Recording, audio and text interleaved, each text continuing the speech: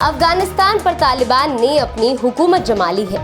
चुनी हुई सरकार को गद्दी से हटा दिया है। मुल्क में अब नया निजाम शुरू हो गया है जिसे तालिबान का राज कहा जा रहा है। पूरी दुनिया में अफगानिस्तान तालिबान की चर्चा है और इसके केंद्र में कुछ ऐसे शब्द भी हैं जिनका मतलब समझना जरूरी हो जाता है।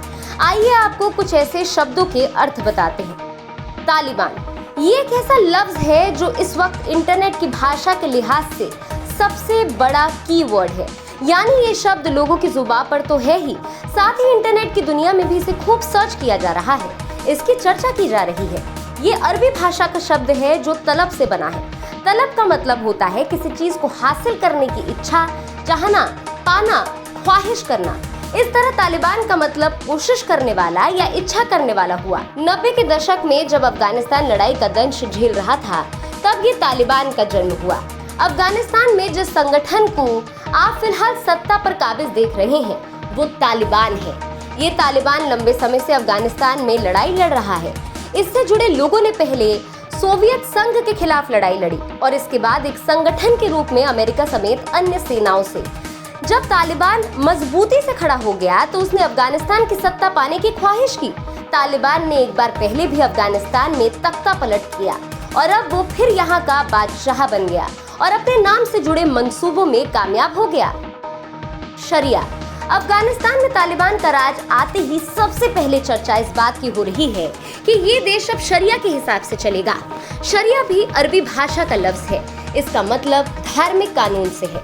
तालिबान ने ऐलान किया है कि अफगानिस्तान में इस्लामिक शरिया लागू होगा, यानी ये देश अब इस्लामिक कानून के हिसाब से चलाया जाएगा।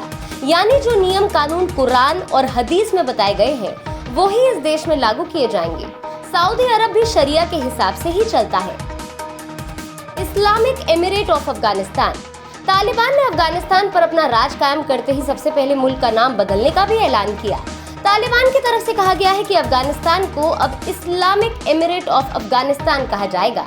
एमिरेट यानी एमिरात। ये शब्द अमीर से बना है। अमीर का मतलब है प्रमुख या प्रधान से होता है और जो जगह या शहर या मुल्क इस अमीर के तहत आता है वो अमीरात कहलाता है। इस तरह इस्लामिक एमिरेट ऑफ अफगानिस्तान का मतलब एक इस्लामिक मुल्क से हुआ, जैसे कि इस्लामिक रिपब्लिक ऑफ ईरान। मुजाहिद। मुजाहिद या मुजाहिदीन इस शब्द का इस्तेमाल आमतौर पे आतंकियों से जुड़ा हुआ पाया जाता है।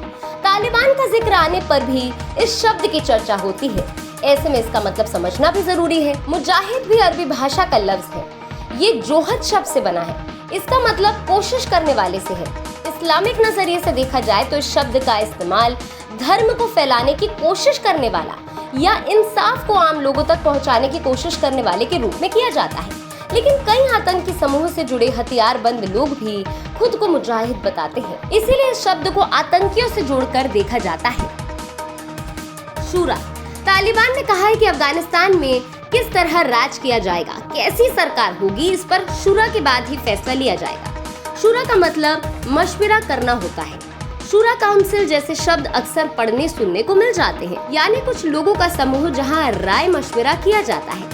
दरअसल इस्लाम में राय मशवरा करने के बाद फैसले करने की परंपरा है।